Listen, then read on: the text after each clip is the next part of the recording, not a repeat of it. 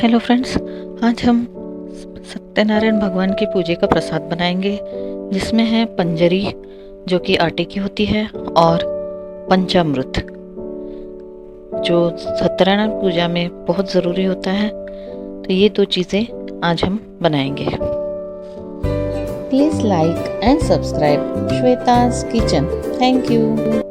सबसे पहले हम कढ़ाई में घी डाल देंगे। ये मैंने 3 चम्मच घी लिया है, 3 से 4 चम्मच घी ले लीजिए ये, और घी को पिघला लीजिए। और हमारे गैस की फ्लेम हमें मीडियम ही रखनी है। ये देखिए, मैं ये 1 कटोरी आटा डाल दे रही हूँ, गेहूं का आटा है ये। अब इस आटे को हमें अच्छी तरह से भून लेना है घी में।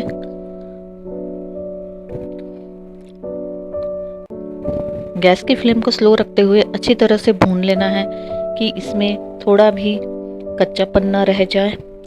और फ्रेंड्स, इसे आप ये भूनने के लिए 5 से 10 मिनट का टाइम लग सकता है, लेकिन आप इसे ऐसे ही स्लो इस पे भूनते रहिए, क्योंकि अगर आप तेज कर देंगे तो ये आटा जल भी सकता है।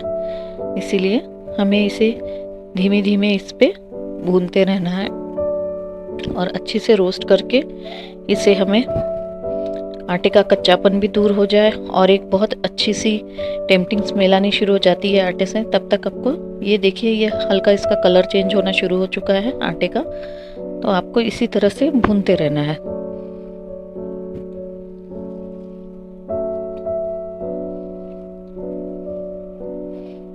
ये देखिए फ्रेंड्स, ये हमारा आटा बहुत अच्छी से भूनते जा रहे हैं हम।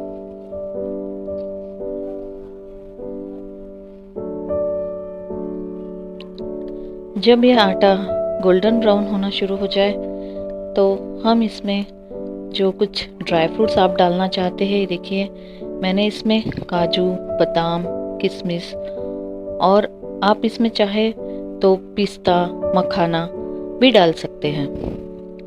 मखाने को आपको पहले हल्का सा भून लेना है और फिर उसके बाद में क्रश करके मखानों को आप डाल सकते हैं इसमें।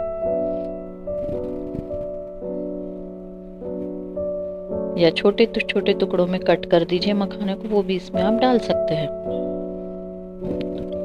और हमने ये ड्राई फ्रूट्स भी डाल दिए ताकि वो भी अच्छे से आटे में अभी इसी वक्त साथ में ही भून जाए।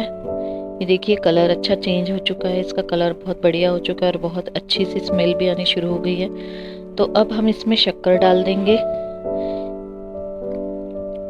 ये मैंने आधा कप शक्कर ली है। आप चाहे तो इसमें शक्कर की जगह अगर बूरा आपको पसंद, बूरा भी डाल सकते हैं आप। शक्कर का पाउडर मिक्सर में ग्राइंड कर दीजिए, शक्कर वो भी डाल दीजिए। मुझे ये शक्कर इसमें ऐसी बहुत अच्छी लगती है। आप चाहे तो इसे पीस करके भी डाल सकते हैं, और आप जितना मीठा आप खाना पसंद करते हैं उस हिसाब से आप इसमें डाल दीजिएगा शक्कर। और देखिए, कंटिन्यूसली भूनते हुए ये हमारी आटे की पंजरी तैयार हो चुकी है। बहुत ही टेम्पटिंग स्मेल भी आ रही है। तो चलिए अब हम पंचामृत की तैयारी करते हैं। पंचामृत बनाने के लिए आपको 5 चीज़ें लगेगी: दही, दूध, घी, शहद और शक्कर। और ये मैंने थोड़ा सा गंगा जल भी लिया है और कुछ ड्राई फ्रूट्स, जो भी आपको डालना हो पंचामृत में वो आप डाल सकते हैं। तो चलिए पंचामृत बना लेते हैं। एक बाउल लिया है मैंने उसके लिए, और ये देखिए, ये मैं दही डाल दूंगी। आप अपने हिसाब से, अगर आप एक ज़्यादा खट्टा खाते तो 1 कटोरी डालिए, वरना आधी कटोरी दही लीजिए। 1 कटोरी उसमें दूध डाल देंगे हम।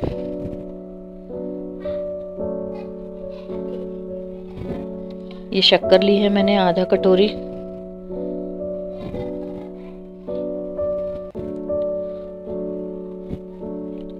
और ये मैं इसमें घी डाल रही हूँ। ये 2 चम्मच घी है फ्रेंड्स।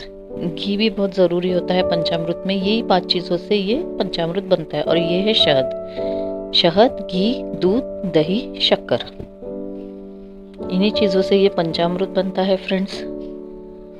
तो ये पंचामृत आपको जो भी घर में पूजा हो उसके लिए आप बिल्कुल बना सकते हैं। सत्यनारायण भगवान की पूजा के लिए ये बहुत ज़रूरी होता है। नहीं तो घर पर आप जो भी पूजा करते हो गणेश जी के लिए या जो भी आपके घर में पूजा हो उसमें भी ये सब पंचामृत बना सकते हैं। पंचामृत से भगवान को स्नान भी करवाया जाता है। ये देखिए अभी मैंने ये सारी चीज़ें डालकर मिक्स कर लूँगी। ये मैं ड्राई फ्रूट्स भी डाल रही हूँ इसमें। मैंने इसमें बादाम, काजू, किशमिश ये सारी चीज़ें ली है। आप चाहे तो आप अपने हिसाब से इसमें मखाना भी डाल सकते हैं। ये है गंगा जल। अभी हम थोड़ा सा गंगा जल डाल देंगे इसमें। गंगा जल डालने से ये पंचामृत और भी पवित्र हो जाएगा। अगर आपके पास गंगा जल हो तो ज़रूर से 2-3 बूंदे इसमें डाल दीजिएगा, 1 चम्मच। और ये देखिए सारी चीज़ों को अच्छी तरह मिक्स कर दीजिए। आप इस पंचामृत में मखाना भी डाल सकते हैं, तो मखाना को हल्का सा घी में रोस्ट करके टुकड़े करके इसमें डाल दीजिए। ये अभी मैं इसमें ये सत्यनारायण भगवान के लिए बना रहे तो मैं तुलसी भी डाल रही हूँ फ्रेंड्स। तो इस तरह से ये हमारा एक पंचामृत बनकर तैयार हो चुका है। ये बहुत टेस्टी लगता है। तो ये लिखिए हमने प्रसाद में दोनों चीज़ें बना ली। ये है पंजरी और ये है पंचामृत। तो ये ज़रूर से अगर आप जब भी घर में पूजा करते हैं सत्यनारायण भगवान की तो ये ज़रूर से बनाइएगा और भगवान को भोग लगाइएगा। Thank you. Please like and subscribe Shweta's Kitchen. Thank you.